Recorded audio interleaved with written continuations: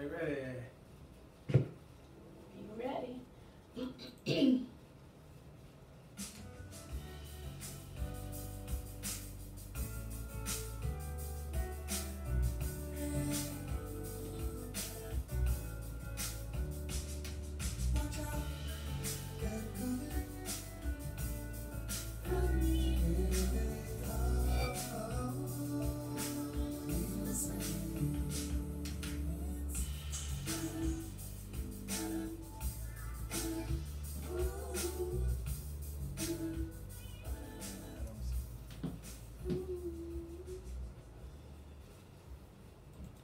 You're listening to Meet the Smiths on Clear.fm.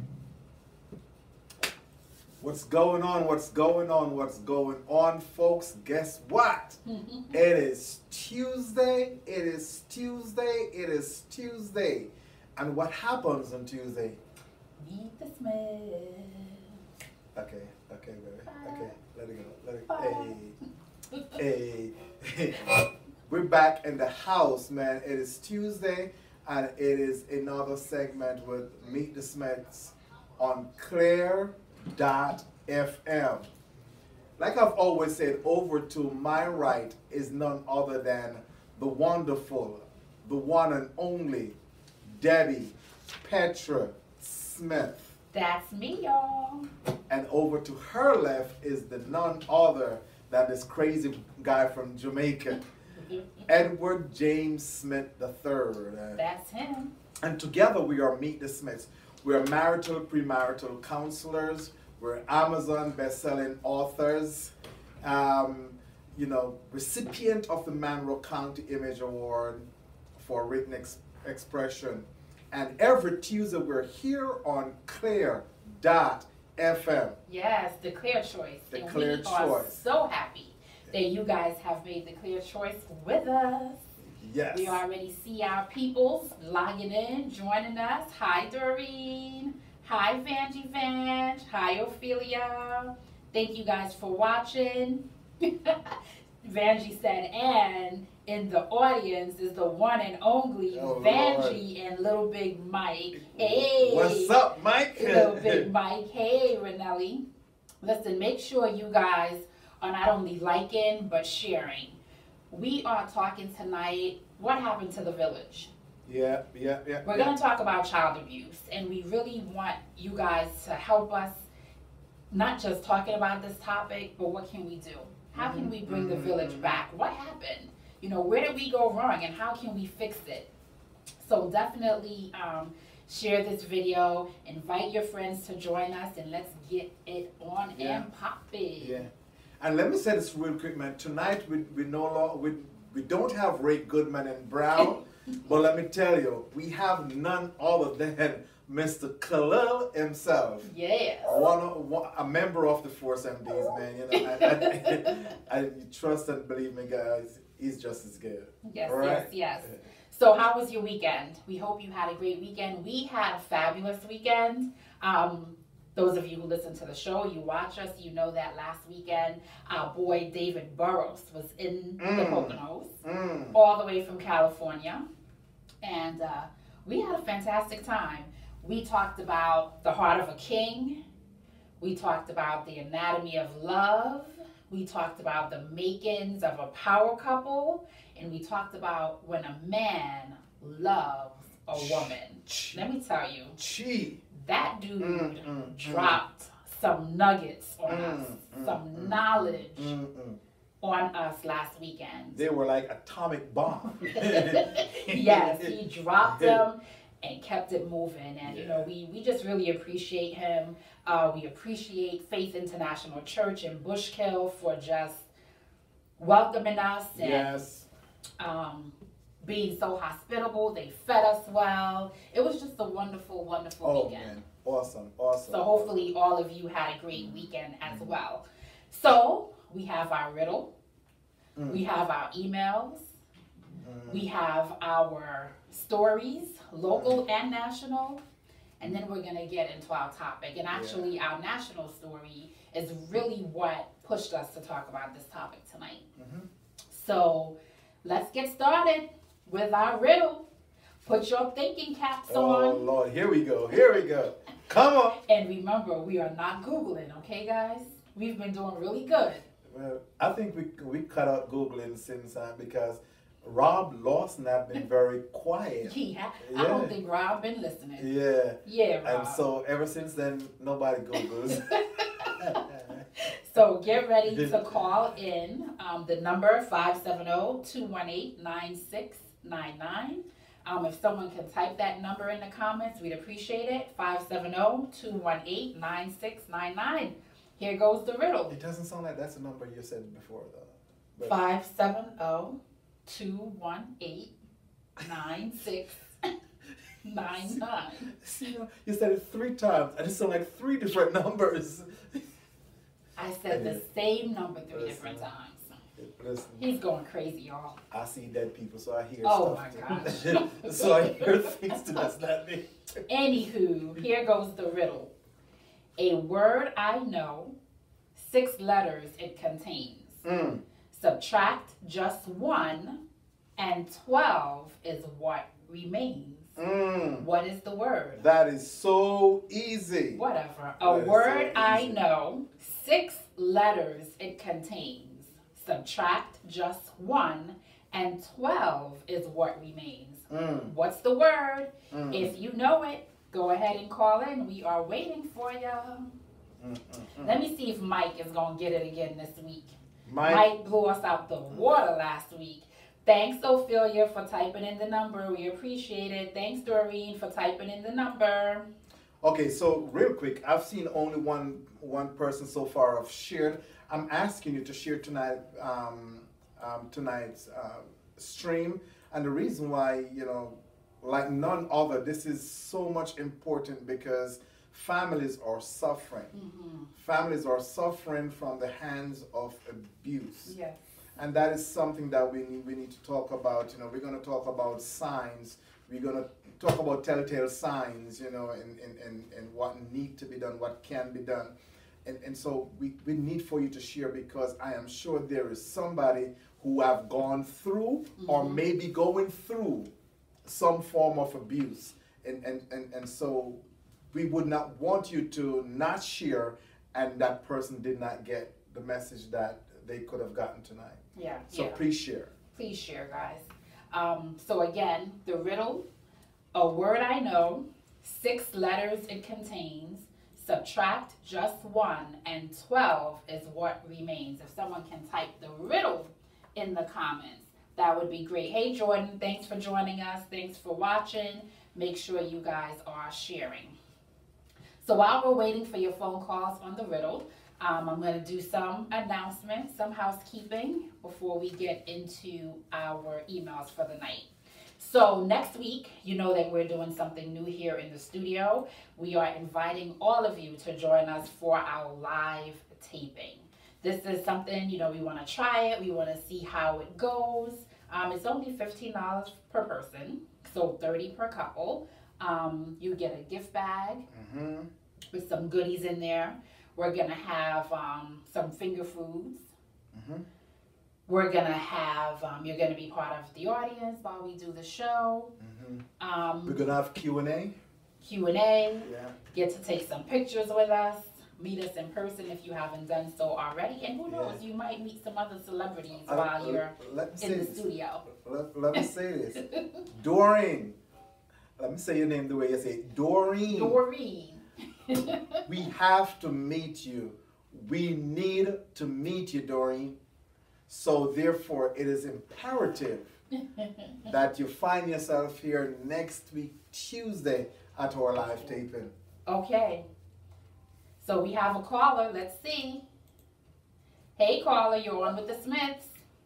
Hi, this is Deborah. Hi, Deborah. Hi, Deborah. How are you? Hi. Is it Dozen? It's Dozen. Oh, did you Google that, Deborah? No, I actually didn't. Oh. I didn't. I'm sitting here with Vanjie and Michael. I didn't Google it. Okay. Did Michael tell you the answer? Deborah, did Michael tell you the answer? Look, I counted on my fingers.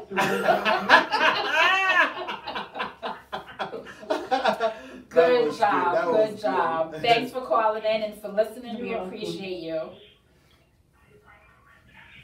No, but Michael guessed at the same time. Oh, we figured. We screamed at the same time. He's so smart. He is. Thanks for I calling. was sitting here with us. All right. Okay. Okay, bye-bye. So there you have it. The answer to the riddle was dozen, right? Has 6 letters and 12. So a dozen and 12, same thing. Good job, Deborah, Vanjie, and Mike. Okay. So back to the live taping. Again, it's going to be here in studio. We want to see you. We want to meet you. So make sure you go on to Eventbrite and purchase your ticket. The next thing that I want to talk about is our Costa Rica trip coming up in October 26th through the 31st of 2018. We are headed to Costa Rica, and we want to see you there. It's going to be the Smiths, Dr. Celeste Owings, Karen Ward out of Maryland, and our boy David Burrows out of California. We have so much planned for those 5 days. I don't even know how we're gonna fit it all in, but we stay longer than 5 days, so we will fit whatever we want to fit in, right? I think we should. We're gonna need to rest after all that fun.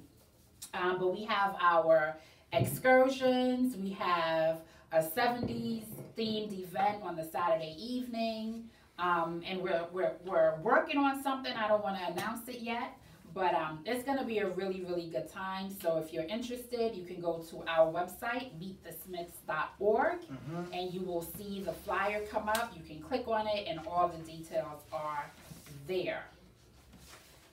So just last week, we sent our 3rd book off to the publisher. We are excited about this book. Yeah, it's gonna be hot. It's been a labor of love. That's what I like to call it. It's our story. It's about our blended family, and so we share our joys and our pains and our struggles, and our kids write a portion of the book. So you hear from the step parents' point of view, you hear from the biological parents' point of view, and then you hear from the kids' point of view. So we've all poured our heart into this book. It's now off with the publisher, and we are hoping for a May release. So make sure you guys purchase it when it comes out. It'll be available on Kindle and Nook and everything else. Nook and crannies and everything. It's gonna be on.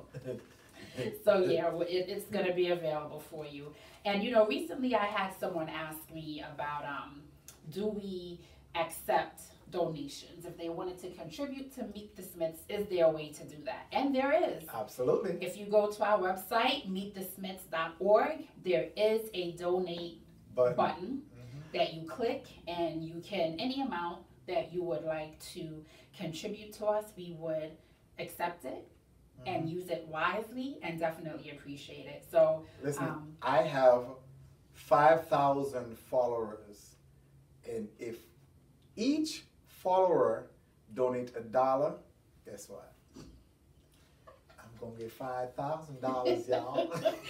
He's soliciting.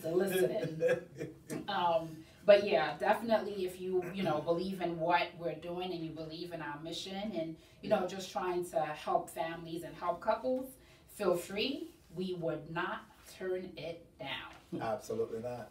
So let's get into these stories. Yes, ma'am. Yes. The local story that I want to talk about happened right here in the Lehigh Valley. A teenage girl, 16 years old, went to Mexico with her 45-year-old teacher. There was an Amber Alert. They were gone for, I think, 2 weeks. The interesting thing about this story is that this 45-year-old teacher has signed this young girl out of school over 10 times without her mom's knowledge. How was he able to do that? I know for our son, if anyone was to go pick him up from school, they're going to check his emergency card. Absolutely. If your name is not on there, you cannot sign him out of school. Mm-hmm. So I like to do some digging when I'm reading these stories, and it seems like she listed him on her, The child. yes, on her emergency contact form as a stepfather. Mm. And so he was able to sign her out of school 10 separate times without her mom knowing. Oh, Jesus. And it seems like this teacher had some type of relationship with her and her family. His wife knew the family. And somehow they must have found out about this relationship. And his wife confronted him. The mom confronted him to stay away from her. And the next day they disappeared. He took $4,000 or $5,000 out of him and his wife's shared account. Her mom said she stole some money and some jewelry, and they were on the run. They were gone. 2 weeks. But they found him in Mexico, and he's being extradited to the Lehigh Valley, where he is going to face charges. It's amazing to me what is going on. And I'm just thinking what was going on in this young lady's mind, that, because I'm sorry, people say, oh, you're 16, you can't really consent. Is that true? How many of us were, maybe it's because he's 45, you can't consent to an adult. But obviously this young lady had a knowledge of what she was doing, some level of understanding of what she was doing. So what do we do, as a parent, finding this out about your 16-year-old child? What do you do? Are you asking me? I'm asking you. Asking me? Yes, I want to hear. Listen, first of all, and I say this every time those questions comes at me. First of all, I'm a Jamaican. Second of all, I grew up in an era where my mom just looked at me, and trust me, I would wish that she had put her hands on me. So you asking me what I would do, I don't know if I have the politically correct answer.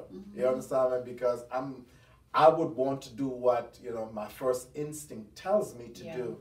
However, in the long and short of everything,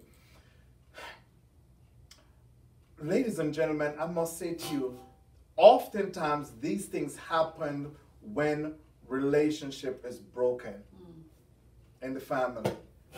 They happen when relationship is broken in the family. And as a result of that, it is very imperative that we have relationship with our children.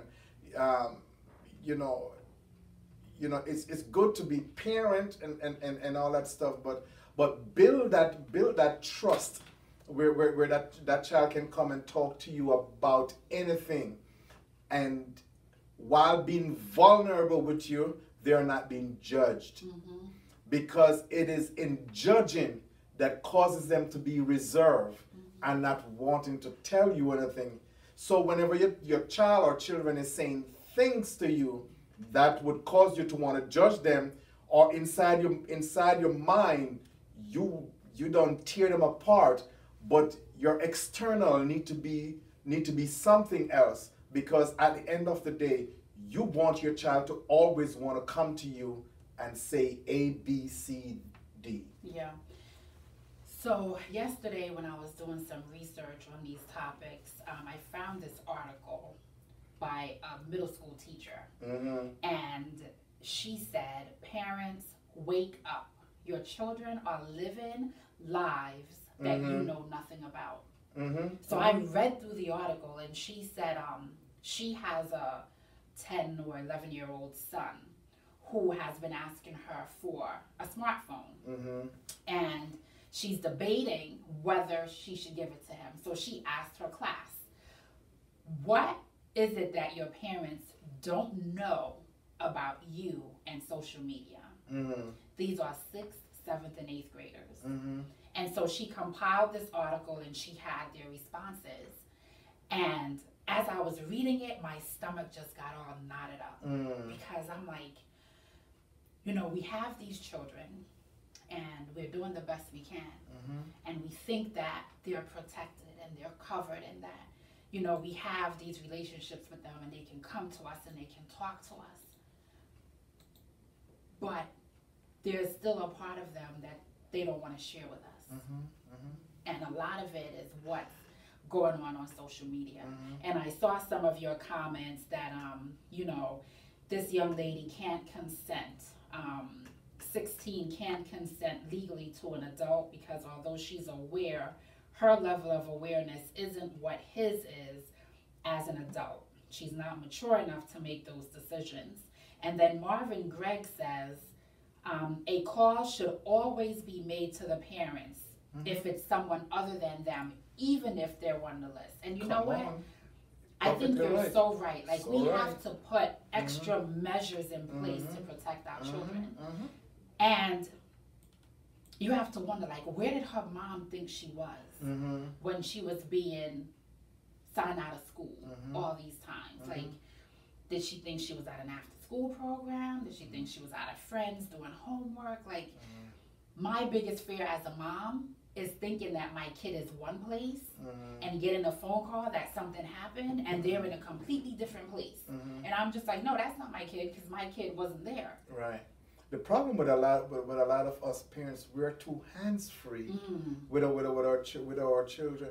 You know, we have one child left in the home, babe, and you know, if JD gets home at 3 o'clock, if 3:05 comes, and I don't get a call, or even you don't get a call from JD, wait a minute, what's up? And I'm picking up that phone. Hey, bro, you okay? You know? Yeah. Oh yeah, you know, my ride was late to pick me up, and then I just walked in the house and stuff because I'm not gonna be hands off. You know, it's not going to work because everybody has a rhythm, and so you have to make sure that your children, even though you can't be 100% sure, but you want to make sure that your children are.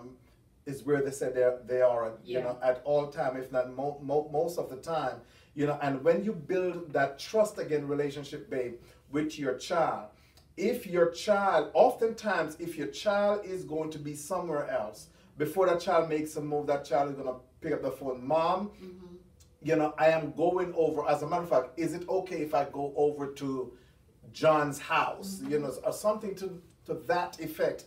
And so relationship is phenomenal. You can't be parents and hands-free with your children.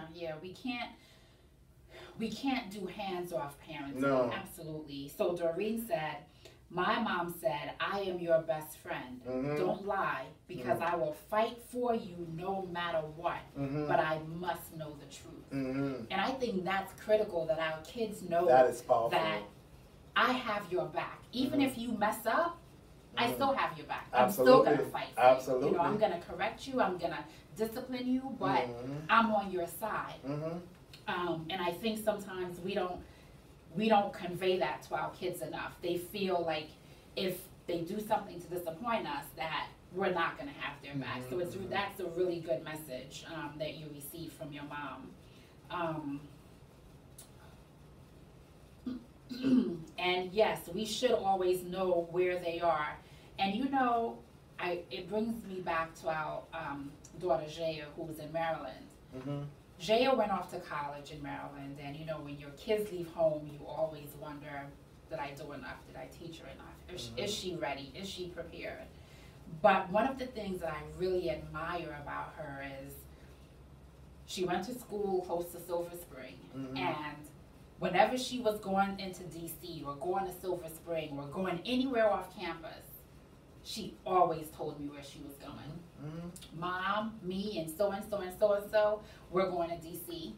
We're going to this place in DC. She would always text me when she got there. She would always text me when she got home, even if I was asleep. If I woke up in the middle of the night and looked at my phone, I can see, oh, she's home. And that is so important. And one of the things we told her when she was leaving home is, you can always call us. Yeah. No matter Absolutely. no matter what's going on. If you're in trouble, Mm-hmm. you call home. We don't care what time it is. We don't care if you're where you're not supposed to be. If you need us, you call. Mm-hmm. So this story really bothered me when I read it. I'm glad that they found him. He had this smirk on his face when they caught him in Mexico, handcuffed and all. He had this smirk, and I just wanted to slap him. You know, this smug smile, like you took somebody's child out of the country, and you're just smiling like it's nothing. So I'm glad this young lady is back home. I'm glad she's safe. I'm sure her mom can sleep better now. Doreen says, my daughter is in college now, but I know where she is in between classes and on weekends. I need to know, no matter what time it is, I get a good night every night. Vanjie says, my 28-year-old still texts me every night to let me know that she's home. Mind you, she has her own place. Laugh out loud. That's called relationship. That's called relationship. Yeah. You have to. And Moselle says her 36 and 34-year-olds still do it. And you know what? Because they do that, when something is wrong, you will know. Of course. the moment that refuse or refrain from happening again, you can safely call 911 because you know something. Something is going on. You understand me? You can't. This is not no. I'm calling. I think you know for a fact that something is going on. So I'm gonna do the emails, and we're gonna take a break, and then we're gonna come back and do this other story because this is really the catalyst into the topic that we're gonna talk about. So we're gonna get into these emails. One of them I almost didn't want to read. Oh Lord, here we go. But we got to take the good with the bad, right? We got to take the criticism with the praises, right? So I'm going to read both of them. Somebody criticize me? Man, why didn't you jump to bring my 9? Oh my gosh. So here's the first email. My wife has not spoken to me for 2 weeks because my ex and I met for lunch without her knowledge. I understand why she's upset, and I have apologized 1,000 times. When will she get over it? You want to take this first? What? Wait a minute.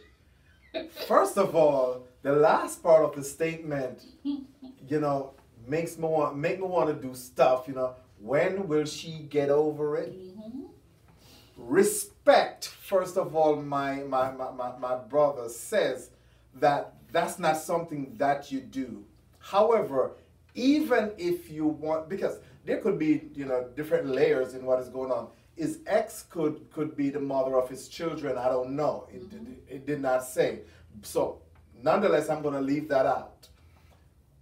You going to lunch, breakfast, dinner, whatever with your ex is a coffee, tea, whatever, bagels, you know, donuts. The moment you're going, you understand me? Is a conversation that need to take place with your current significant other. And I can assure you that 9 times out of 10. It's not gonna be no, but hell no, right? Right. You can go. We all go. Yeah, right. Oh, we all going.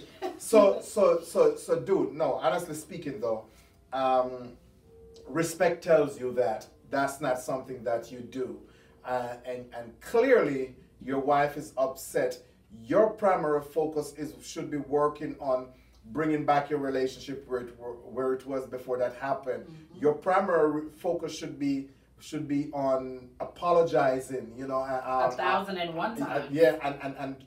and assuring her that this will not repeat itself again, as opposed to focusing on when will she get over it.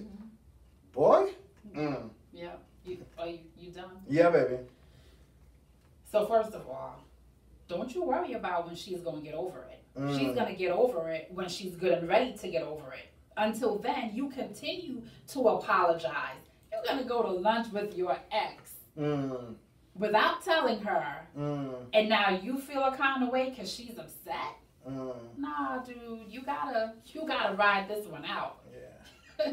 He said he apologized 1,000 times. You better go apologize 1,001 times, 1,002 times, 1,003 times. Listen, nothing else should be coming out of your mouth except apology. As a matter of fact, I don't condone on nobody sleeping on nobody's couch or whatever, but you need to be sleeping in the car. No, but you know what? Seriously, your wife deserves an explanation. You know, you may have felt at the time that keeping it from her was for the best. Maybe you feel that she overreacts about these types of things, but there should always be a conversation. Before that lunch took place, there should have been a conversation with your wife. This is your wife. It's not, you know, a girlfriend. It's your wife. Newsflash. Let me say this. Anything that you're doing, may it be wife or husband, I hope this bless you. Anything that you're doing, hang around David too much. Yeah. Anything that you're doing and you refrain from informing your spouse, it is a form of cheating.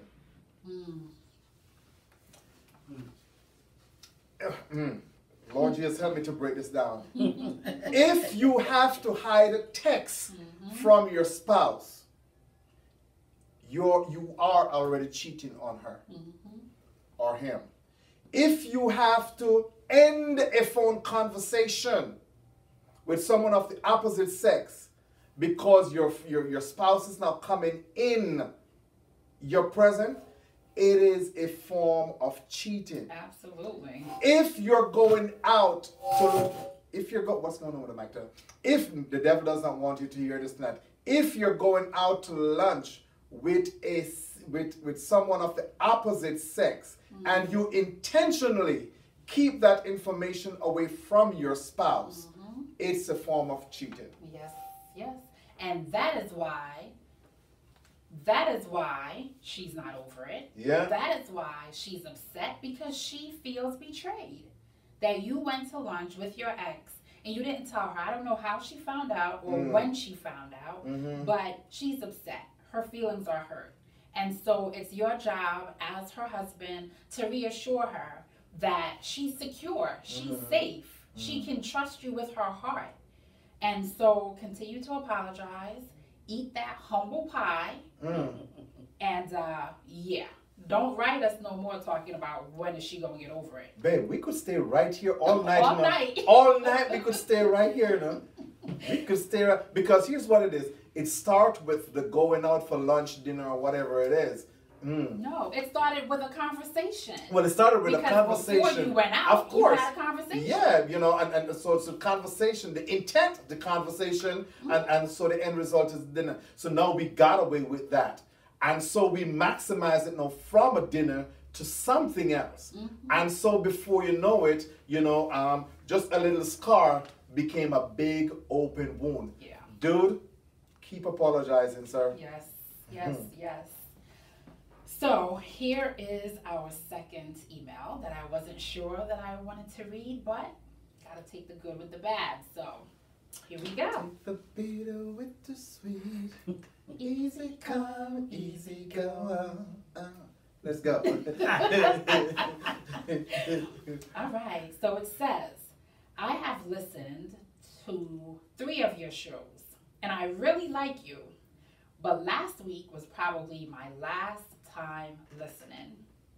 Mr. Smith mentioned that you were both married before. Doesn't the Bible say God hates divorce? I don't think I can take relationship advice from a divorced couple. So, you want me to go first? I could go.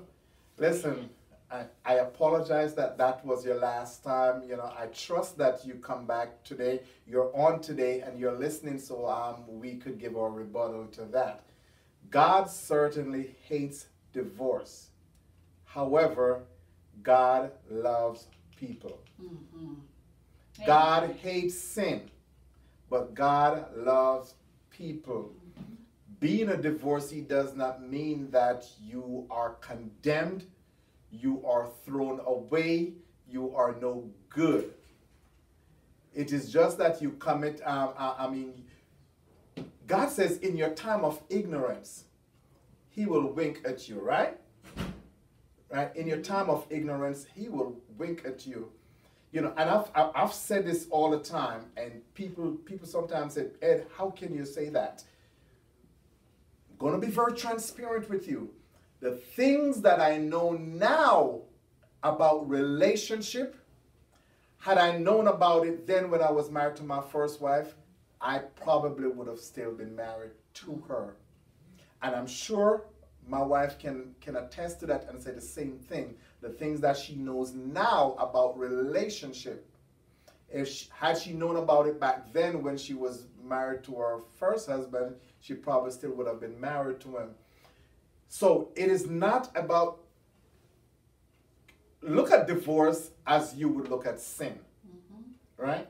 And so once you recognize that sin is sin, and you stop doing that sin and you start to live according to God's order, then God will embrace you.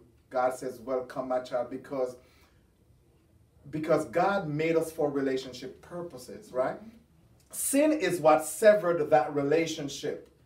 And ever since then, God has been chasing after us, trying to eliminate sin so that we can go back to that relationship that we had before sin. And once we recognize that we are sinning and said, okay, I am going to surrender myself to your will, God, so that we can go back to that dance, then that's what matters. It's not that I'm a divorcee, but it's that I recognize that God needs more than what I was doing before I got my divorce, or after I got my divorce. Amen. So I think you answered the question sufficiently.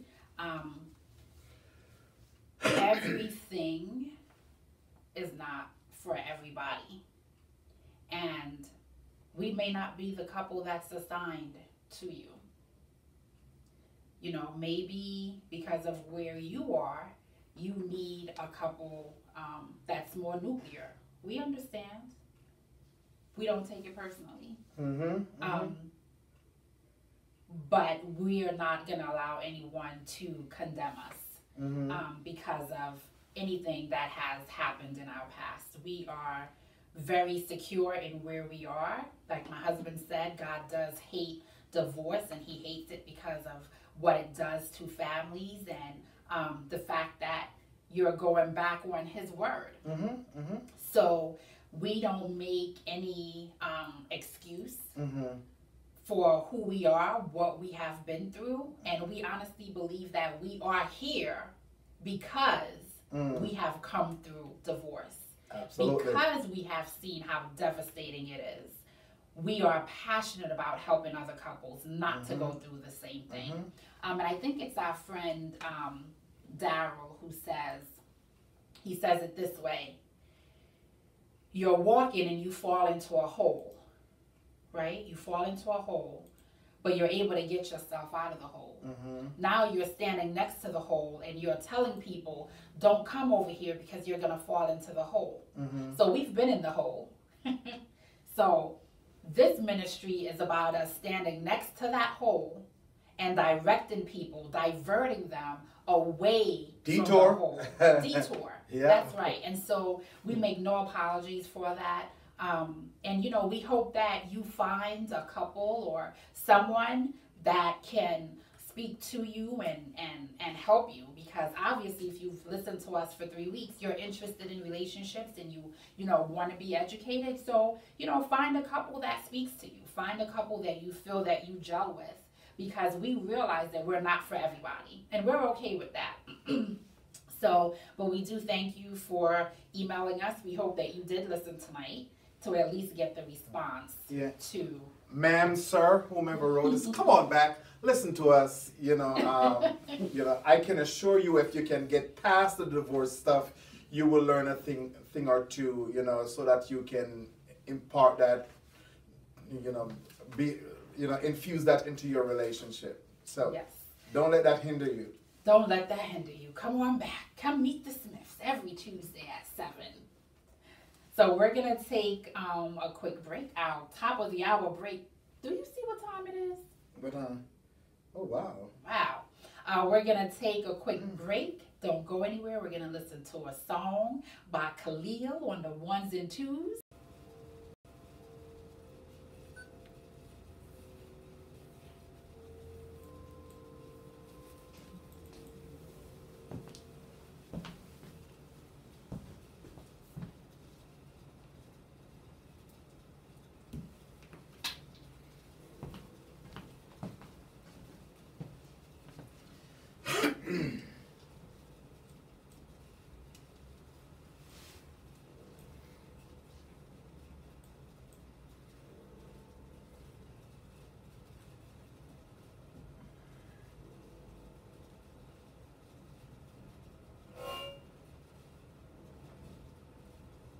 You ready?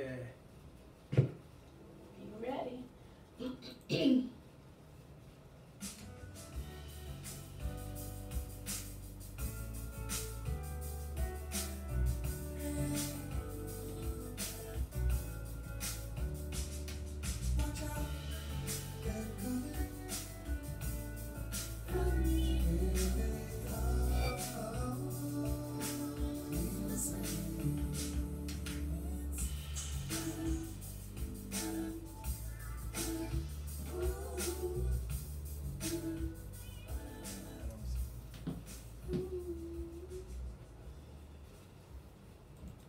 You're listening to Meet the Smiths on Clear.fm. What's going on? What's going on? What's going on, folks? Guess what? It is Tuesday. It is Tuesday. It is Tuesday. And what happens on Tuesday? Meet the Smiths. Okay, baby. Okay, let it go. Let it. Hey. We're back in the house, man. It is Tuesday, and it is another segment with Meet the Smiths on Clear.fm. Like I've always said, over to my right is none other than the wonderful, the one and only Debbie Petra Smith. That's me, y'all. And over to her left is the none other than this crazy guy from Jamaica, Edward James Smith III. That's him. And together we are Meet the Smiths. We are marital, premarital counselors. We're Amazon best-selling authors. Recipient of the Monroe County Image Award for Written Expression. And every Tuesday we're here on Clear.fm. Yes, the Clear Choice. The and Clear we are Choice. so happy that you guys have made the Clear Choice with us. Yes. We already see our peoples logging in, joining us. Hi, Doreen. Hi, Vanjie Vanj. Hi, Ophelia. Thank you guys for watching. Vanjie said, and in the audience is the one and only Vanjie and Little Big Mike. Hey. What's up, Mike? Little Big Mike. Hey, Renelli. Listen, make sure you guys are not only liking, but sharing. We are talking tonight, what happened to the village? Yeah. We're going to talk about child abuse, and we really want you guys to help us, not just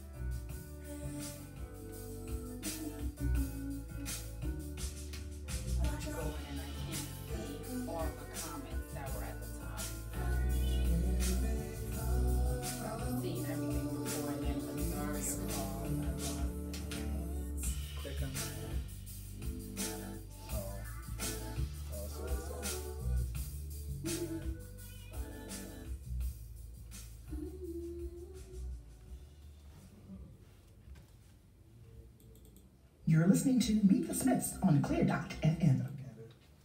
Yeah, girl, that was Alicia Keys. Yes. Man, I didn't even realize that she wrote a song about blended family. Yes, yes, yes. That was pretty. That was pretty. Very nice. Pretty. We appreciate it. We appreciate that song. And of course, you heard that on the #1 station for today's hits and throwbacks, Clear.fm. The clear choice. The clear choice. Yeah.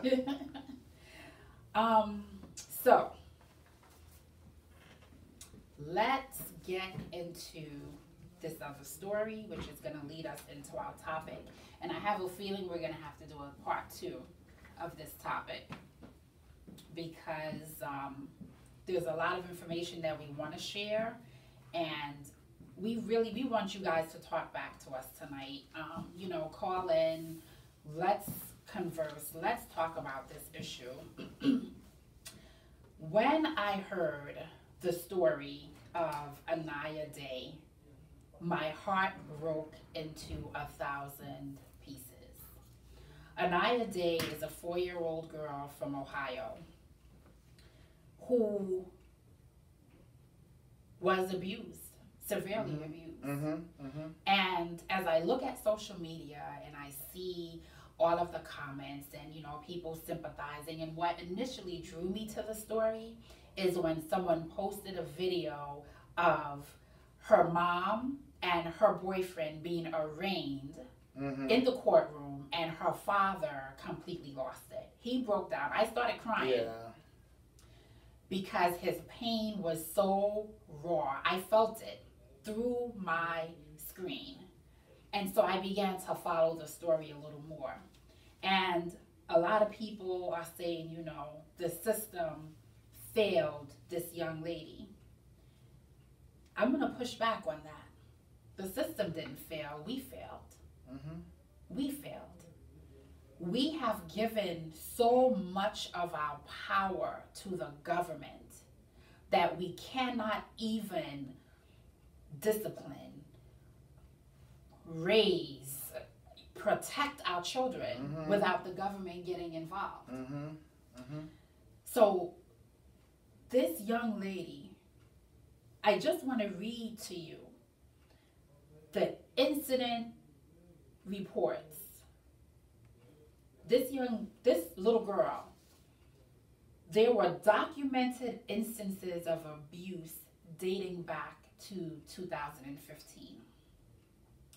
September 17th, 2015, bruised to right side of face, looked like a handprint. And these are incident reports from her daycare, right? Her daycare documented that she was abused, and they filed reports. So September 17th, a bruise to the right side of her face. October 22nd, so not even a month later, or just about a month later, another bruise to the right side of her face, also looked like a handprint.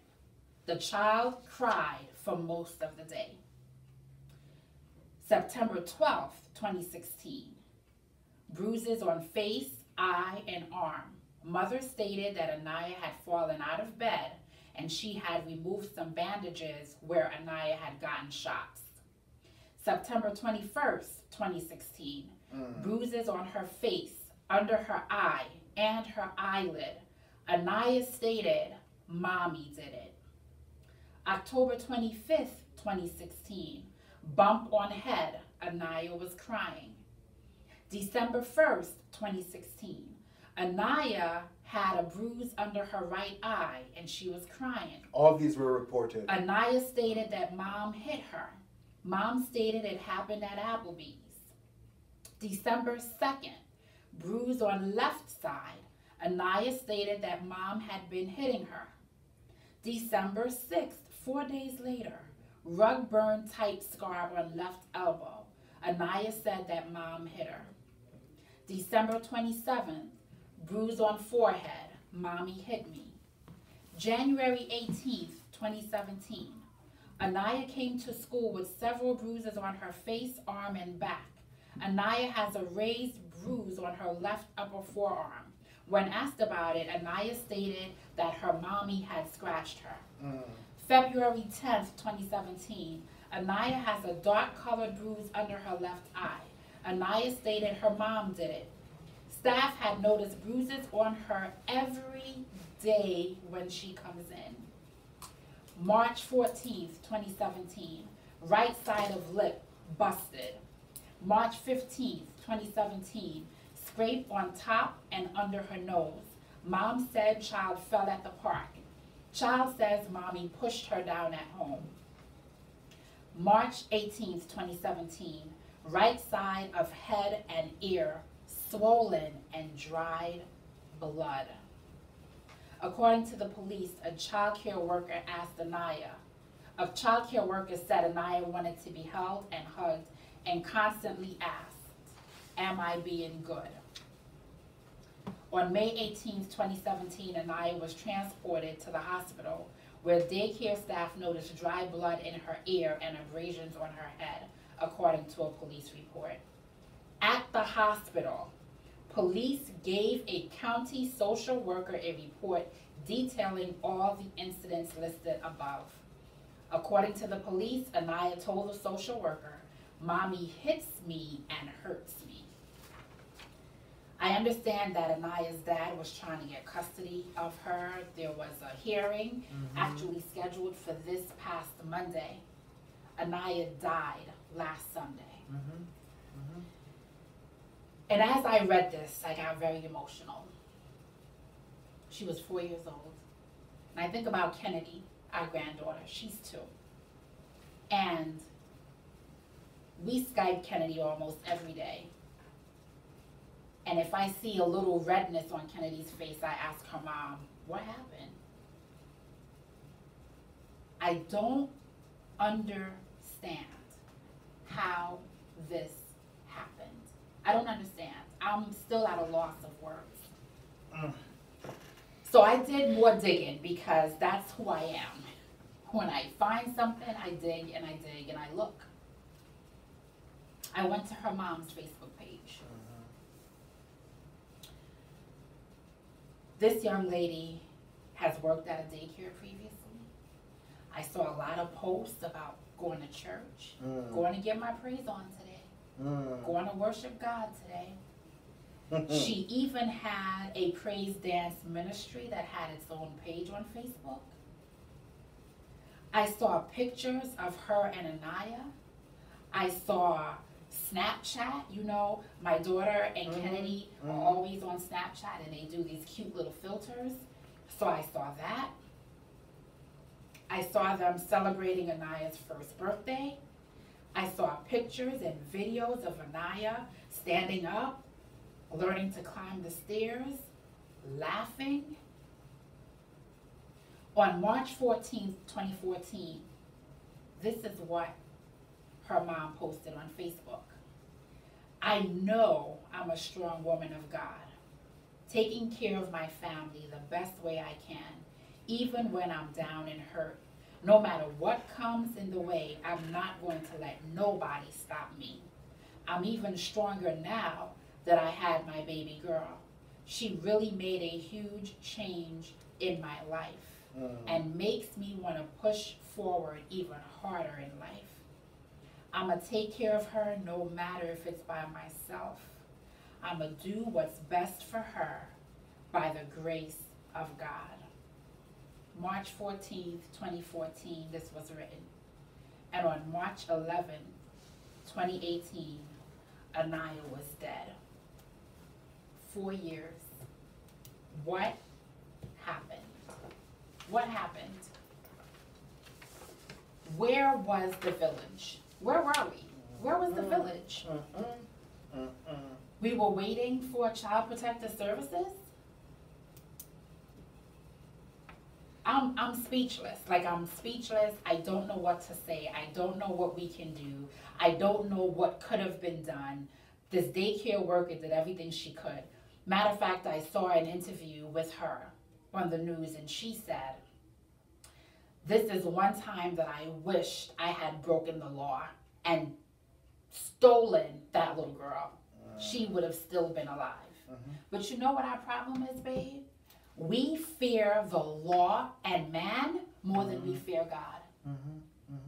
We're more afraid about what the government can do to us than answering to God.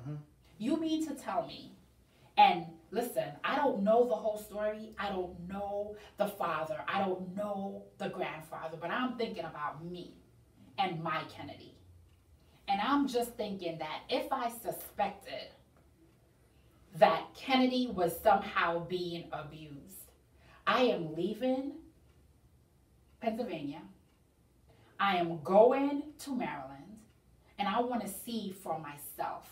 You're going to have to appease me. You're going to have to satisfy me some kind of way before I leave that baby in a home where I think she's being abused. You're going to have to call the cops and tell them that I kidnapped her. Absolutely.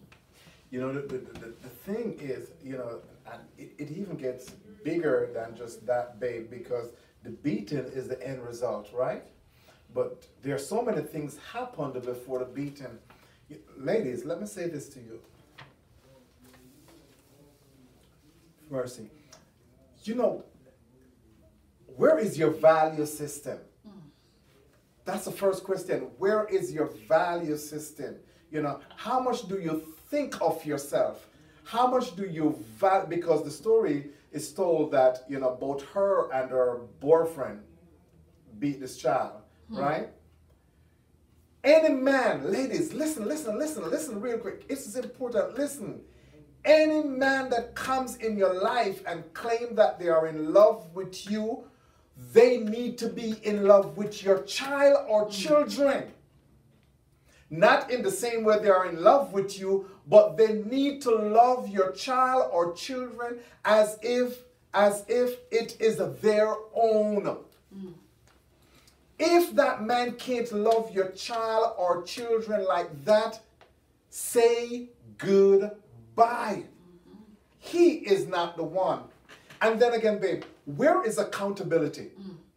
Where is accountability? Because, you know, I remember when our children were younger, right? And you know, you never beat them quite often, but you know, the few times that you did, you know, me as the man of the house, you know. Sorry, babe. Khalil, can you click the door?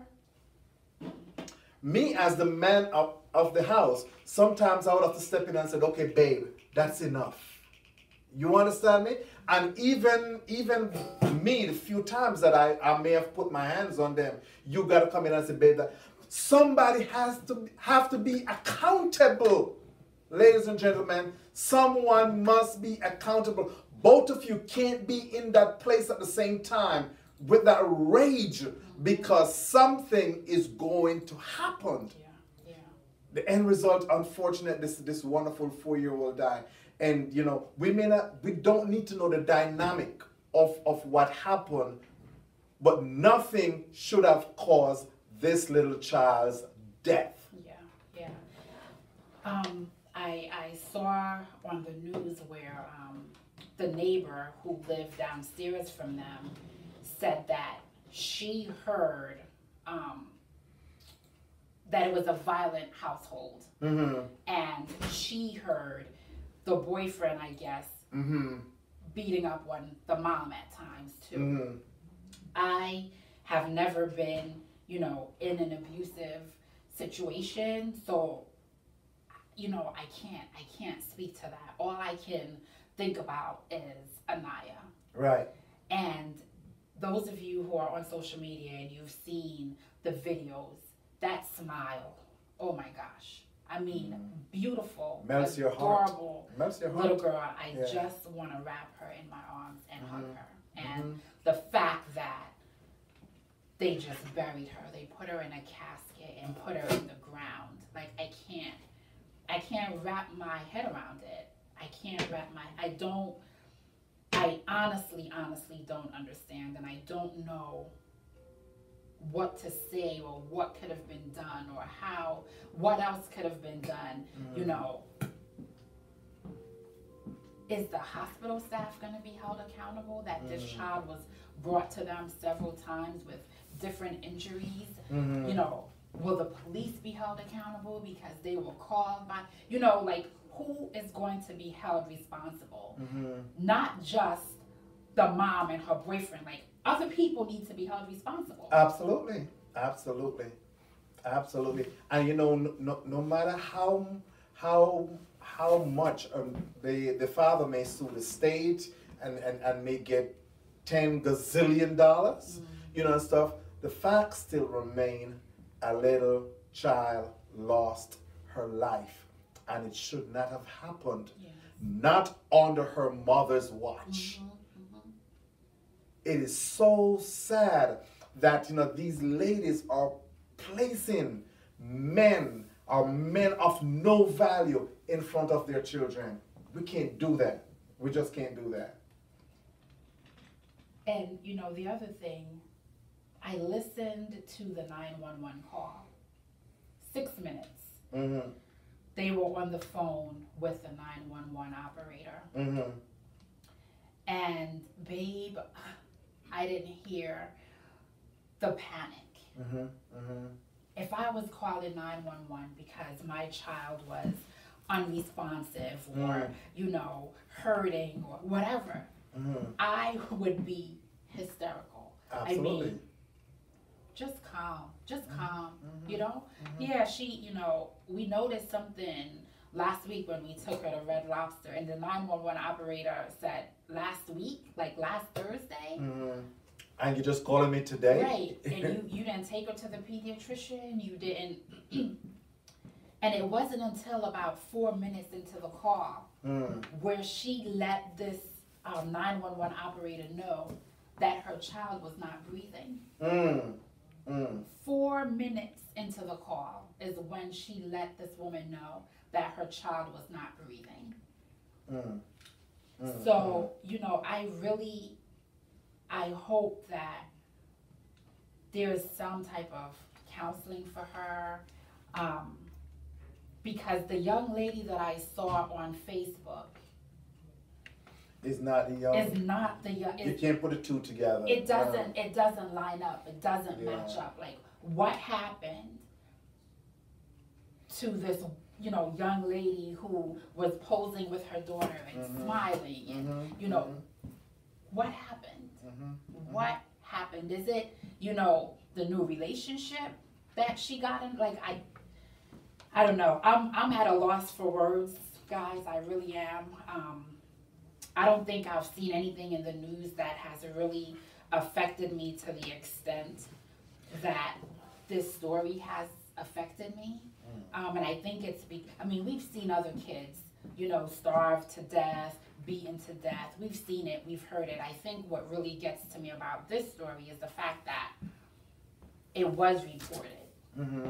You know, it was documented, and she still lost her life. She still lost her life. Let's not let it be in vain. We need to, I don't know what can be done, but it's okay to march, and it's okay to protest, and it's okay to go out in front of Child Protective Services and rally and let your voices be heard. But what are we gonna do to prevent another death? You see, the problem is that, you know, we are such a reactive society, and we need to stop being reactive and be more proactive. You know, put things in place. You know, put prevention stuff. You know, people may call me paranoid or whatever, but I protect, I safeguard my family like it's crazy. You know, we can't, you know, we can't assume. You know, these are some of the reasons why, unless we are very close to family members, our children don't even do sleepovers. And here's the reason why: because the house of which my children is sleeping in, when those doors are closed, I have absolutely no strength, no power over what transpired behind those closed doors. As a result, you know what? You ain't sleeping at nobody else. Yeah, and you know, babe, and we say that, but guess what? Sometimes it's the people in your own house that you have to protect your children from. Absolutely. You know, we just have to be, and listen, don't get me wrong. I was a young mom, right? I had Jaya right before my 20th birthday. So I understand being young, being frustrated, going to school, going to work, raising a baby. But I thank God for my circle. I had a village. I still have a village. And I see somebody, mention that you have to be careful even who you have in your village. Right. Absolutely. But we have to get back to a place where we're looking out for each other. Where, there were times when my girlfriend, Tiffany, just would come and take Jaya. Deb, I'm coming to get Jaya. There were times when her aunt would just come and pick her up. Hey, I'm coming to take Jaya out for lunch. Or Jaya couldn't eat anything. She was still in a carrier. But just that break. And we have to rally around our children, our grandchildren, our nieces, our nephews, our, godchildren. We have to be in tune with them, and we have to see them, and we have to understand that it's a struggle. I don't know where this young lady's mom is. I don't know what their relationship is like. I didn't really see anything about her family on her page. I saw her baby's daddy. I saw a couple people that she tagged. Where were those people that she tagged? If these were your homegirls, where were they when you got overwhelmed? Who did you have to call? Who was in your circle? Where were the church people? You were going to church every week. Where were the church people? And it's obvious to me, and I apologize if I am assuming stuff, but when you beat a child to that magnitude, then that tells me, one, you clearly have an anger problem, and two, that child may, you may not be, you may be unable to control that child, and so here it is that this child father have been fighting for his child for a long time. If you know you have an anger problem and there's a possibility that you may kill this child, why not give this child to her father? But no, instead you're going to keep this child because, no, he left me for another woman, or no, he did it, or no, he did this, or no, he did that. Listen, it's not about you. Right. It's about that child, and you have to make decisions based on what is best for that child, and so now you kept the child until now. Nobody has a child. Yeah. And you probably going to spend the rest of your life behind bars. Yeah. It's ridiculous. It's really, okay. Yeah. And like I said, I know we're going to have a part 2 of this because we didn't even get into, the meat of child abuse and what it looks like and what we can do if we suspect it. But I wanted to just read this little It Takes a Village, and then we're going to take a break. Our Keeping Up with the Joneses couple is in the building. We're going to get them mic'd up and set up and ready to introduce them to you. But I really want us to think about this topic during the week. And next week we're going to come back. We're going to do a part 2. And there are a couple things that I want us to focus on next week. There is this notion that the mom is always the best one for the child, right? There's just this notion that when there's a custody battle, the mom has the upper hand, or, that's where the child belongs. So we're going to talk about that a little bit, that stigma. There was something else that you mentioned that I wanted to touch on, but I forgot.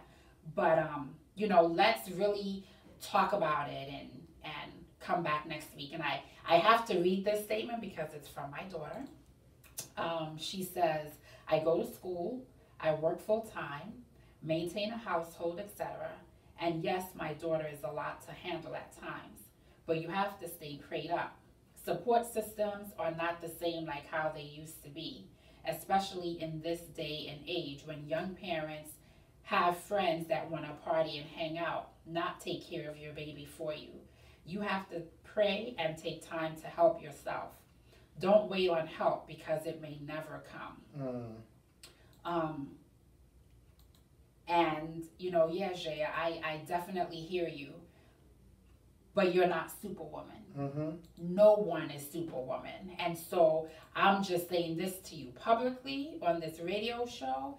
If ever you feel overwhelmed and you need a break, you just pick up the phone and you say, Mommy, come get Kennedy. No explanation, no nothing. Because sometimes we do put so much pressure on ourselves. Yes, you know? yes. We have no one. We have to do this all by ourselves. And we you know, you can get overwhelmed.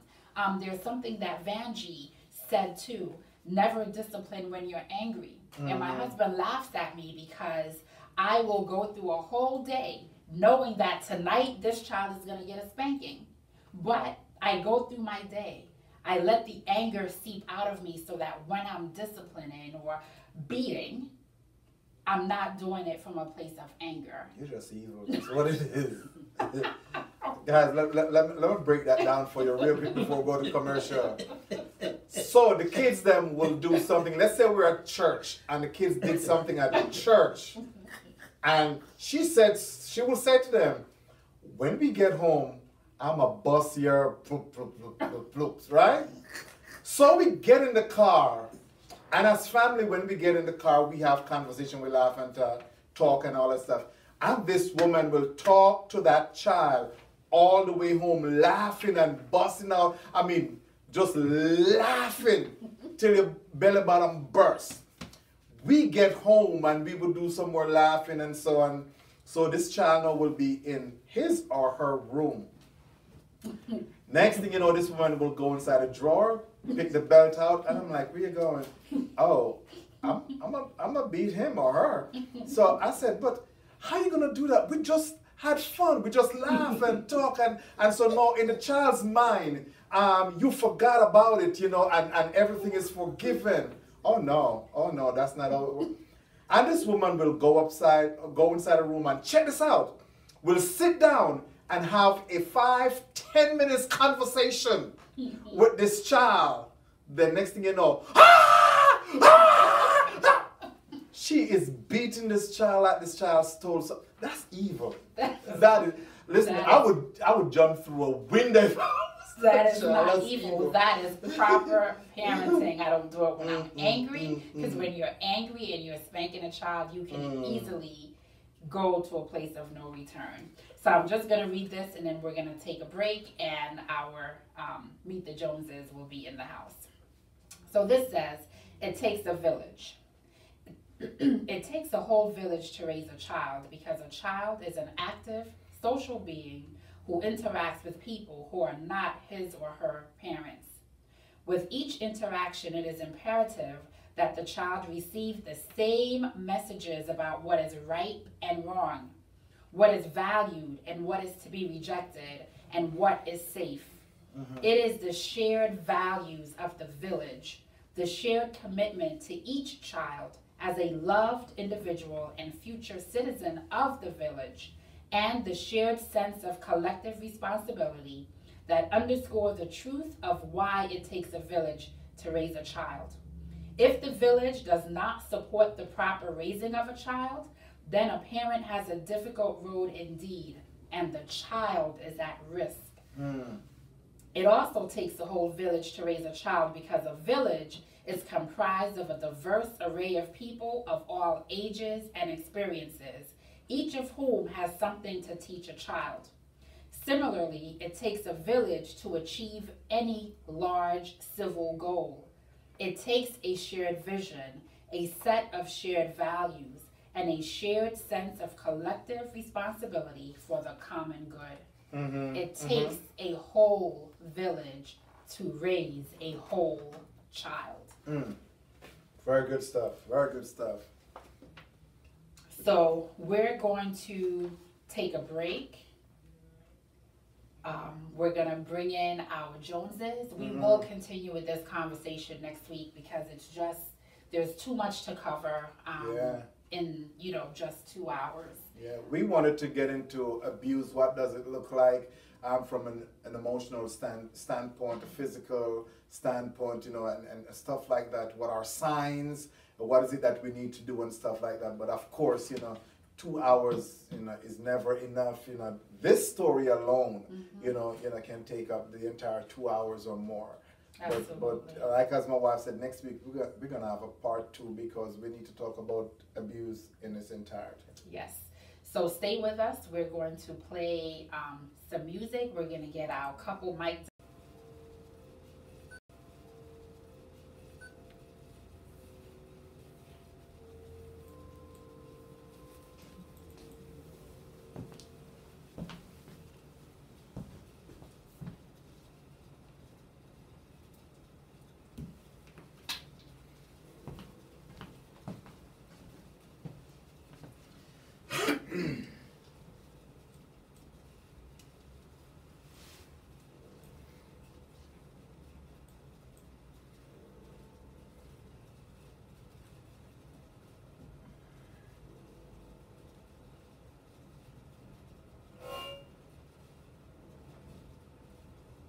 You ready? You ready?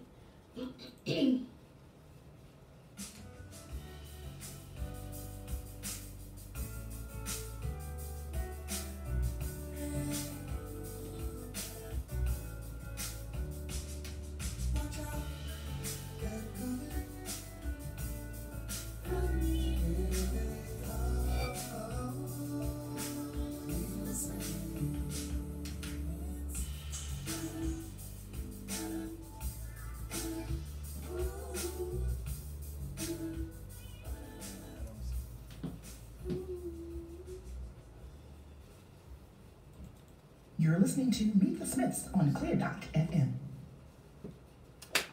What's going on? What's going on? What's going on, folks? Guess what? It is Tuesday. It is Tuesday. It is Tuesday. And what happens on Tuesday? Meet the Smiths. Okay, baby. Okay, let it go. Hey. We're back in the house, man. It is Tuesday, and it is another segment with Meet the Smiths on Clear.fm. Like I've always said, over to my right is none other than the wonderful, the one and only Debbie Petra Smith. That's me, y'all.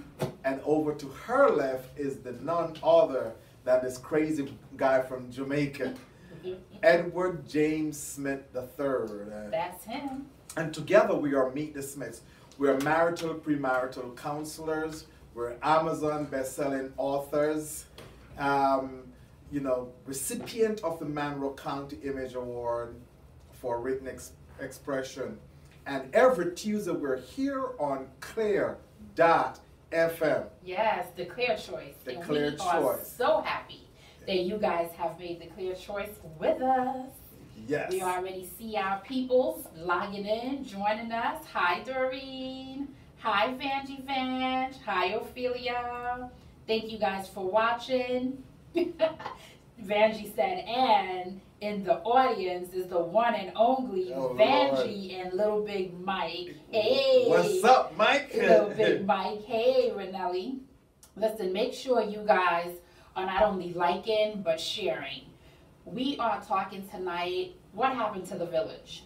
Yeah. We're going to talk about child abuse, and we really want you guys to help us, not just talking about this topic, but what can we do? How can we bring the village back? What happened? Where did we go wrong, and how can we fix it?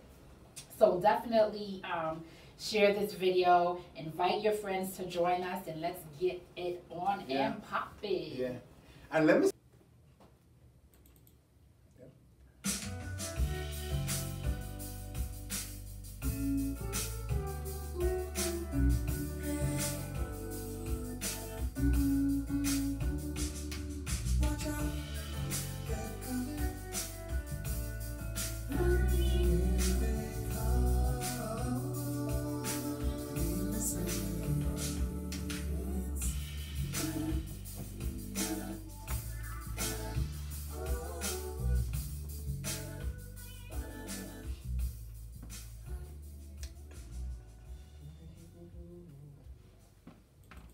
You're listening to Meet the Smiths on Clear.fm.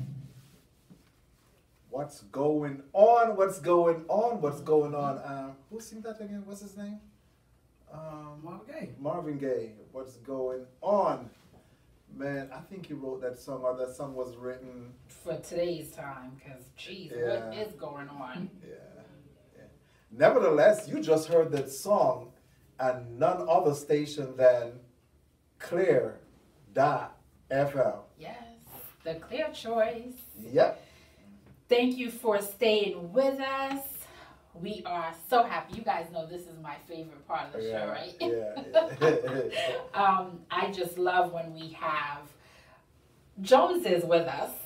And today our Joneses are Eric and Renelli Williams. Welcome. What's going on, guys?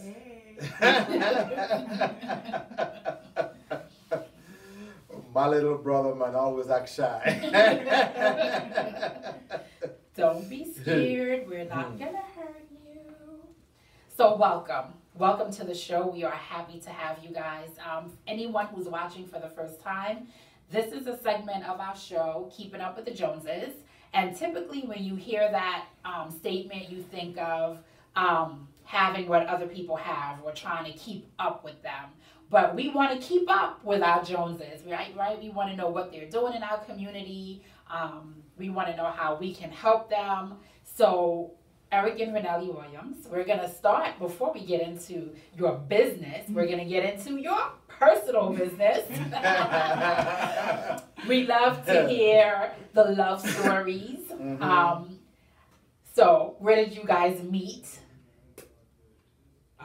So we met, we're both from Montserrat, and that's where we met 10 years ago. Well, not teen, let's take the teen out of it. Right. You want me to keep going? Yes. Yeah? Okay. Yes. So, actually, it's about 30 years ago. Wow. Yeah, it's about 30 years ago that we met. And my sister and I, we were we were teenagers, playing around at home, talking about who we liked. And Eric is laughing already. And we, so we decided we're gonna make some phone calls. And we spoke about Eric, and my sister picked up the phone and called Eric's number. Your sister brave. Yeah. And so, just started talking to him and saying, talking about being a secret admirer, and he wanted to know who it was, and she wouldn't let on. So the conversation went, not a very long conversation, but pretty much she said, I'm going to give you a call back on Friday at such and such a time. I don't remember what it was. So on Friday at such and such a time, I picked up the phone and I called him. Wait. Yeah. And so, had the conversation. I said, Happy Sabbath. And we started speaking, and he was like, aren't you going to tell me who you are? I said, no. And in the middle of the conversation, he said, I can tell you 2 things about you, though. And I said, what's that? He said, you're a Seventh-day Adventist, because when you called me, you said Happy Sabbath. And you're not the same person I spoke to last week. And so, the cat was out of the bag. And that was the start 30 years ago. Wow. So, Eric, what were you thinking when you got the first phone call? What were you thinking when you got the first phone call? I'm going to be honest with you. Come close to the mic. I kind of had an idea who he was. Okay. I had an idea. Because I think they spoke to someone before. But I was just, I didn't want to just come out and say who it is before I was certain. Okay. Right. Because I'm going to be honest with you, I wasn't sure if anything was going to become with it. Okay. Oh. So, and then when you got the second phone call the week after, what were you thinking?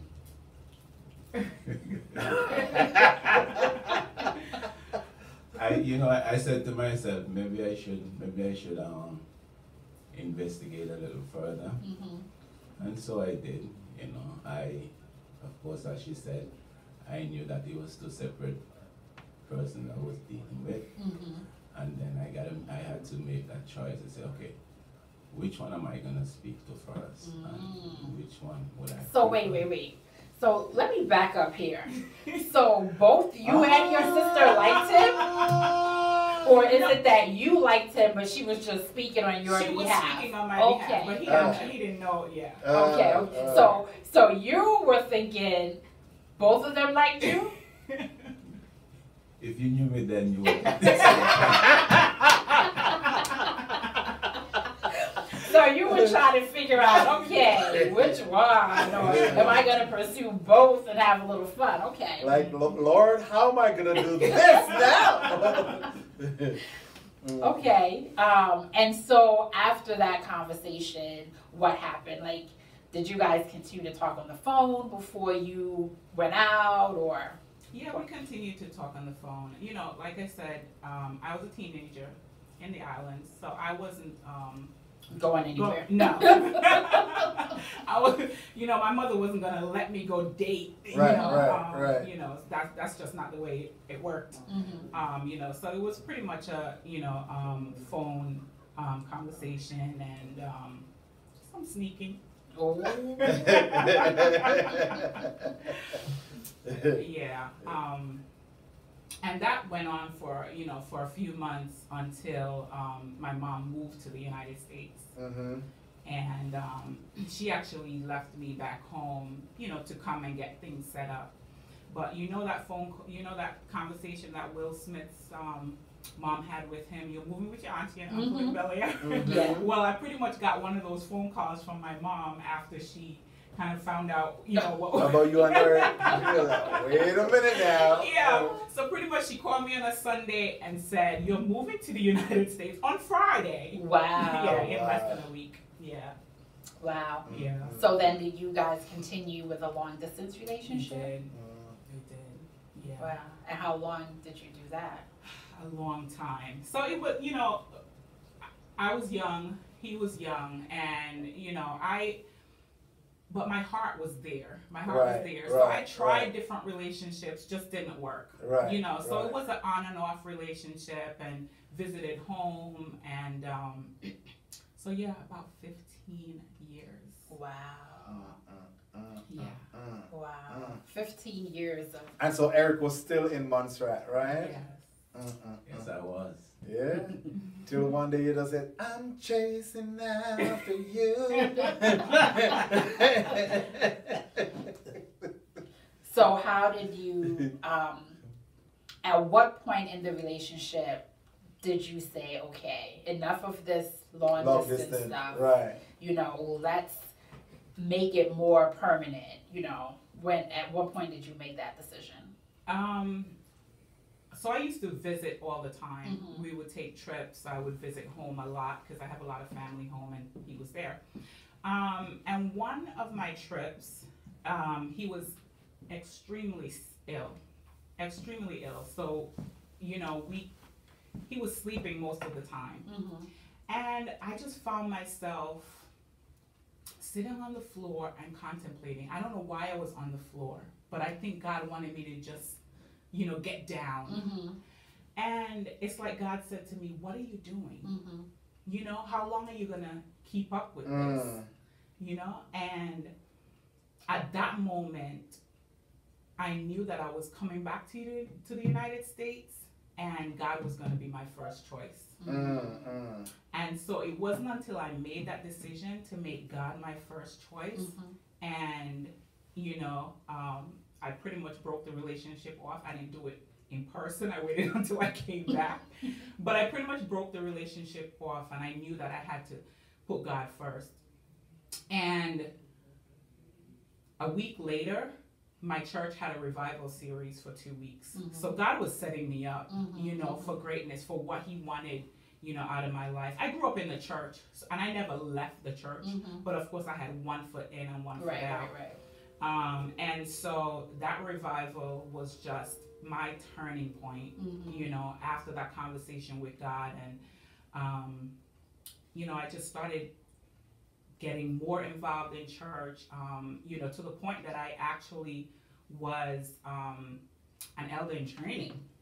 A lot of people don't know that. Wow. You know, at my church, just because of, you know, how I really just delved into my relationship with God. Yeah. So, yeah. So Eric, what were you doing once she broke the relationship off and, you know, started focusing on her and God? She broke up with you, bro? Yeah, she did. Well, you know, if you know how typical Caribbean men behave, you know, okay, she's gone, she's over there. I was going to church, but I wasn't a Christian. So, you know, I would go party Friday nights. And go to church Saturday. Yes, because my mom is gonna make noise. So I would party and go to church. And so this continued. She broke up, and I, you know, it's like I didn't bother. But I don't know. She made another trip to Montserrat. And this time she came and she's like, okay, you gotta decide what you're doing, because I'm not gonna wait anymore. And of course, being the man I was talking to a few people. I said to myself, I wonder who she thinks she is. She Right. giving me ultimatum. Ultimatum. So to be honest with you, I ignored her. And she said, okay, I'm gonna leave in a couple of days, and if I don't hear from you, then I know it's done. And something strange happened. You know, one night I went to sleep, and I don't know, for some reason, because I was adamant I wasn't gonna say anything to her, and I wasn't gonna you were done. And the strange thing is, I always had a ticket to come to the States. So, you know, I always had a home ticket. And so the night I went to sleep, and something just said to me, you know, you need to get up and go. So it was like a matter of 2 days. I said, okay, I'm going. And so I came, but you know, that decision that I made, it had some significant impact on other people. But I must say I don't regret it. I don't regret making that decision. Awesome. I think she saved me from myself. Yes, yes. Aww. And so you guys have now been married for how many years? 15 years. 15 years. You have 2 boys. Yes. I thought it was 4. Don't give me 2 is all I can handle. My oldest son said he has sisters. Oh yeah? So Derek, if you want to tell me something. I don't know. Well, I have 2 children. And so, you know, marriage is probably one of the most difficult things that you'll ever do. One of the most rewarding, but definitely not an easy thing. So as you look at your 15 years of marriage, what do you think has been your greatest challenge?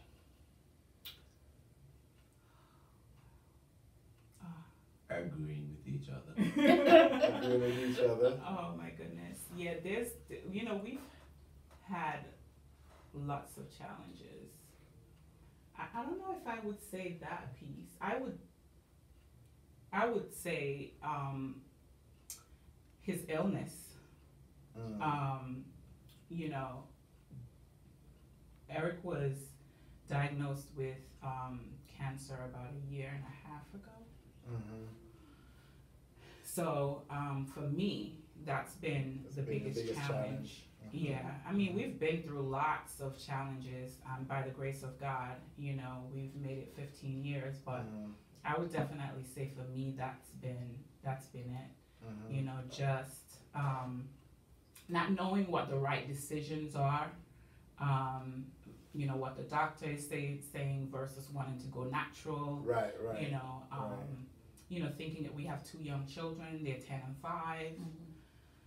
And so, That's what I would say has been our biggest challenge, Eric? but for the grace of God.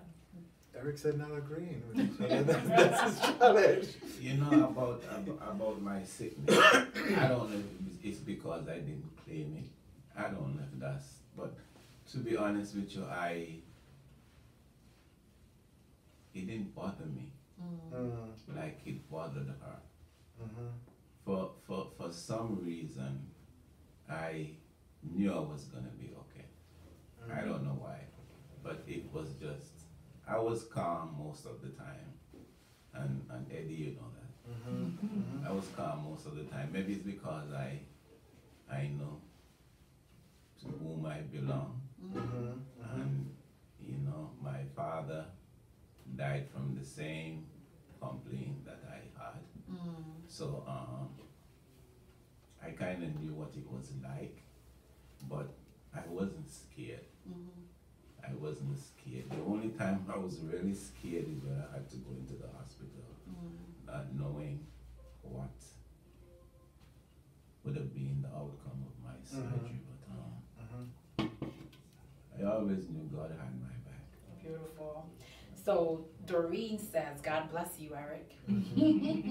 God bless Eric. And Addie's laughing at you because you said you were talking to a few people.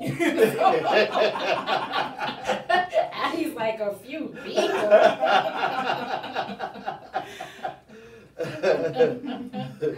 That happens when you don't know better. Yeah, we understand. We understand. For sure. You know, and Eric's mentioned that, you know, God used me to save him from himself. And I don't want to pat myself on the back or anything, but I believe that. So he'll pat for you. Yeah, but I really believe that, you know, it was God's plan because, you know, so his story was a little different. That last trip, honestly, I offered him the opportunity to move here and go to school because God placed it on my heart. Once I said to God, you're first, and I chose God, you know what my prayer was half of the time? Take this feeling away because it wouldn't go away. I'm like, God, if I chose you, just take it away so I can move on. But that wasn't God's intention, you know? And so I, you know, invited him to come here, go to school, figure your life out because I really realized that, you know, Eric is a great person, and I knew that God had so much more in store for him. Right. So even when he moved here, I already had Bible studies set up. You know, that was the plan. It was all about drawing him closer to God. And so, thank God for Pastor Reed. Yeah, he was there. He agreed every Sunday. He came and, you know, gave Bible studies, and before we knew it, he turned it into marriage counseling. Oh wow. Just like that. Yeah. So you went through marriage counseling before getting married. Were there any surprises? Like anything that you got into marriage and you were like, nobody told me about this? Yeah. Oh, I did not know that. Well, I thought I knew everything already about Eric. It was, you know, everything was out there. But, you know, when you're coming from, although we're from the same island, we're, you know, both Seventh-day Adventists, you know, pretty much the same upbringing, but you still come with differences. You know, I'm the person who I want to talk right now when something happens. Eric is very reserved. Like most women. Yeah. Like most men, Eric is very reserved. Eric is very reserved, and so that's been a challenge too. You know, just figuring out that whole dynamic. Yeah. But you know, you can't just make decisions. You can't just have discussions at the spur of the moment because you have to be in the right frame of mind. Yes. You must be relaxed before you make any decision at all. And maybe that's why I am never for, okay, you gotta answer me now. No, you must wait. We learned that this weekend. I was just gonna say that. Talk Tuesday, Yeah, you Talk know. Tuesday. Yeah. You schedule your Talk Tuesday and you have your agenda. This is what we're gonna talk about for 10 to 15 minutes. Gives you time to process. Yeah. And I really think that the Talk Tuesday, works especially, for us men, because we process things, and I think that sometimes we process too long,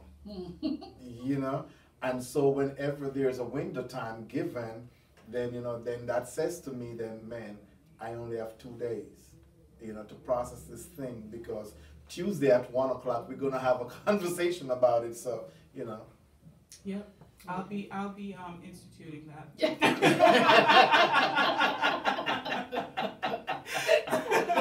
Talk Tuesday. Lord. So Addie says, God needed you to seek him first, and then he will add everything unto you. Yeah. And I think we definitely see that. And Letha says, God will always direct you and push you towards what he has written for your life, even though you may not understand it. Awesome. And then Letha says, I have lived and I am living it. So I think your love story is resonating with our listeners. They love it. So now let's talk about your community stuff. Yes. So we always say to our couples that there has to be something more than love that holds a marriage together. I think a marriage needs to have purpose. And so I'll start with you, Eric. What do you think the purpose is of your marriage, your partnership with Renelli? I would say we both have accounting backgrounds, and I think that part of our purpose is to guide, direct people, teach people how to manage their finances. And the strange thing about that, they didn't teach us, they didn't teach me that in school. It's after making lots of financial mistakes, and try to figure out, well, how do I get out of this? After you figure your way out of stuff, and then you realize that, hey, you picked up the book and say, hey, but this is what I did, And so I realized that, the two of us, we complement each other. We good with numbers, and incidentally, our two boys are the same. So I think that's one of our purposes, to help people get their finances in order, point them in the right direction. And we started something a couple of years ago that we did in the community. So I'm gonna defer to her. So she tell you the rest. Yes, so he's referring to financial peace. Yeah, that we had it for those of you who are familiar with Dave Ramsey, he has what he calls Financial Peace University, and that's something that we did. We were coordinators for at our church, invited people from outside our church as well in the community to come and go through that 9-week program, and it was just amazing. It was awesome just to see the transformation. But I want to go back to the conversation you guys were having about that person who wrote in and said, they're not going to listen again because of your past. And I really feel that God uses our past, for our purpose. Come on, just sister. like Eric said, that we've made so many mistakes, with money. And I've questioned God, like, why I just feel pulled in that direction. This year I'm stewardship director at my church. Just in the past, just without me pursuing it, I just felt God pulling me in that direction, in terms of helping people with their finances. And I know that it's because of the mistakes that we've made, and you know what we've learned from those mistakes, why we're equipped to teach in that area. So I feel the same way about you guys. Yeah. Of course, absolutely, absolutely. So I have a cousin named Kerry, and he's a young man. Kerry must be 35 now. So maybe about that. And he got married 6 years ago. And he and his wife just went through financial peace. They paid off every cent of debt. 35 years old, they're debt free. No credit cards, no student loans, no car notes. They did it before they had kids. They did it before they got a mortgage. And now what they're doing, they have like 6 or 7 brothers and sisters. So they are trying to become a family, a debt-free family. I love it. So all of them are married. They all got married young, and all of them are now going through financial peace so they can be debt-free like their brother and his wife. And we already told them that we're gonna, invite them onto the show and just to talk about how they did it. And I know one of the things they said is we said no to dinner invitations. We ate ramen noodles, but it took them, I think, 2.5 years or a little over 2 years. They both went to college, both went to grad school. Every cent is paid off.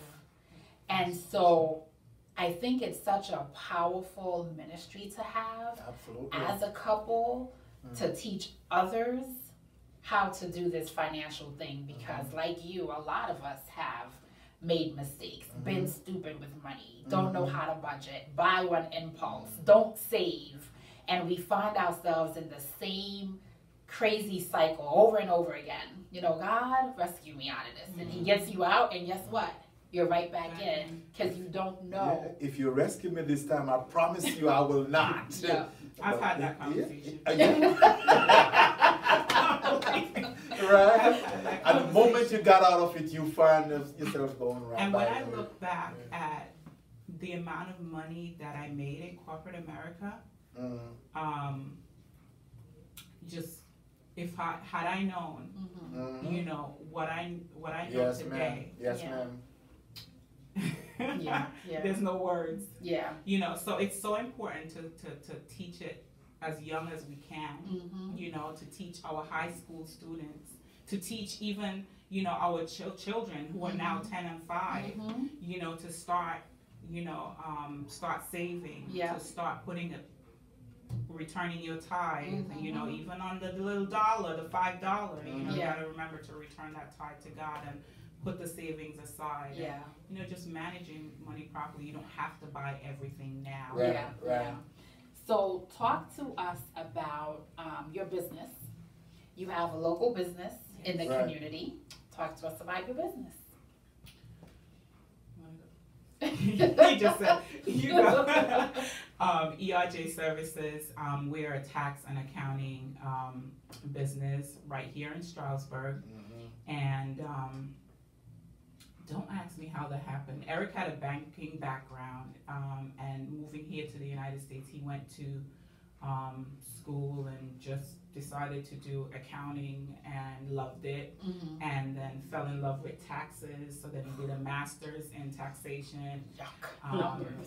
But yeah, so me, I'm an accountant as well.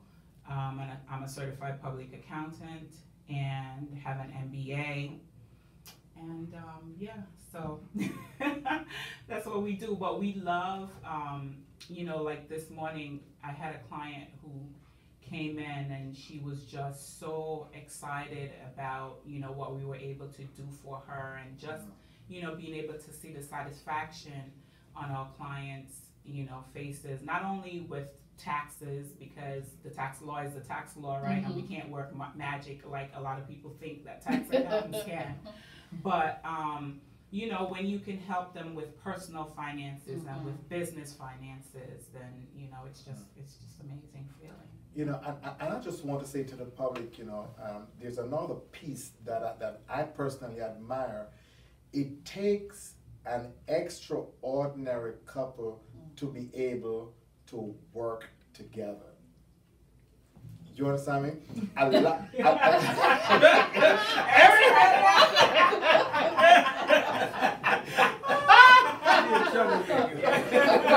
No, because here's what it is. A lot of people looking at married couple and said, man, I want to get married. You know, a lot of people are rushing to get into marriage, but a lot of married people are trying to get out of it.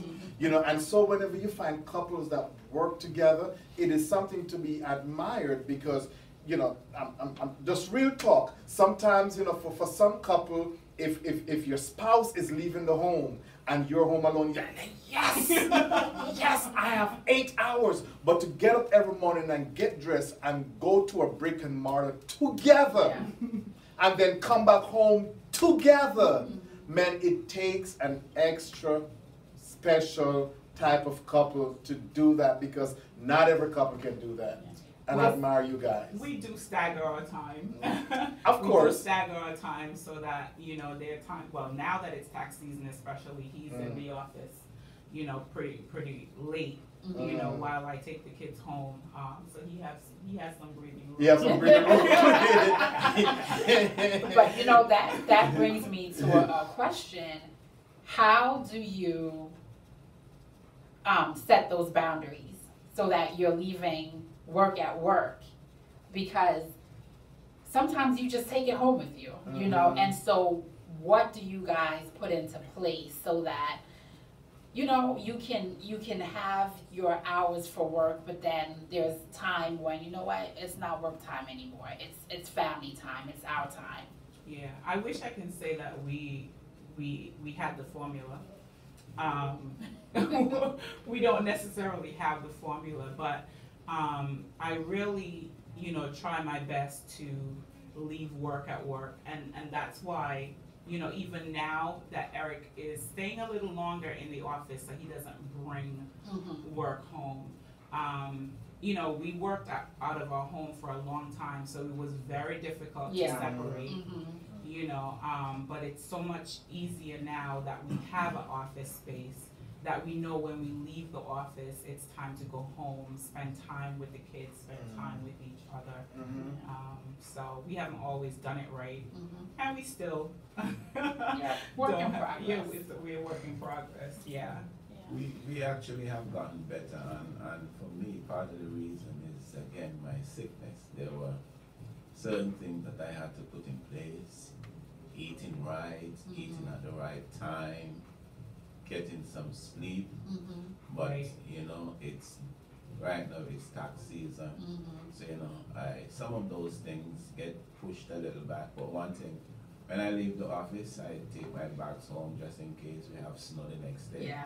But I put them inside the door, and that's where they stay until I'm ready to leave again. Yeah, beautiful. You know, it's really important. I remember when we first started doing Meet the Smiths, it was so difficult for me especially. Like, you have these counseling sessions and you hear all these stories and you lay in the bed and you're thinking about all these people's issues. Like, you can't put them down. And I started to get so overwhelmed. And we had to make a decision that, listen, you know, people cannot have 24 access to us, you know, 24-hour access. If there's a real emergency, you know, we might respond to a text or something, but we didn't have like set hours. People were calling us all hours of the night. The kids were like, oh my gosh, you guys are always, and when your kids start complaining, you know, all right, it's time to like. I remember 11, 12 o'clock at night phoning, hello. Babe, hi, Mr. and Mrs. Smith, can we talk to you for a minute? I'm like, oh, Jesus! I'm sleeping! But you just gotta push through it, you know, and talk. And a lot of times, even though people see what we do, you know, and Renelli and Eric, you know us you guys know us very well because we are like family, you know. you know, a lot of time people said, you know, well, you know, Ed and Deb, you know, I don't think they have issues, you know, because we are marital counselors.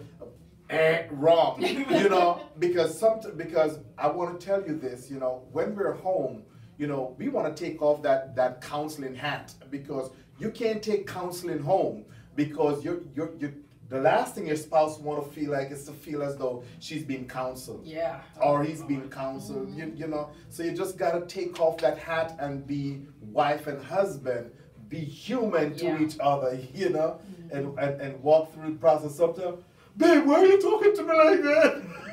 Who does that? You do that. I don't do that. Oh, okay.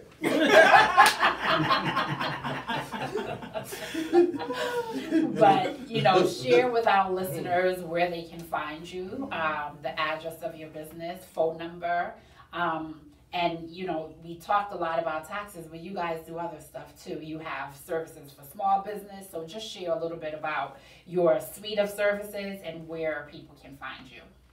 So we do taxes, as mentioned. We do, you know, bookkeeping. We have a unique cash management system that we've implemented called Profit First. Yeah. And so we help, you know, small businesses and medium-sized businesses with making sure that they take profit in their business, you know, and we, you know, anything from helping you set up your business, what is the right, you know, tax structure, what am I missing?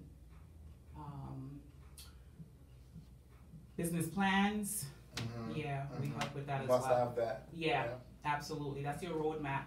And you know, a lot of people create a business plan when they start out in a business, and then it goes on a shelf somewhere and sits there. But if it, you know, if you think of it as your roadmap, you should be looking back at your business plan. You should be updating it from time to time. So, you know, that's key. We are actually here in Stroudsburg, 804 Sarah Street, Suite 200.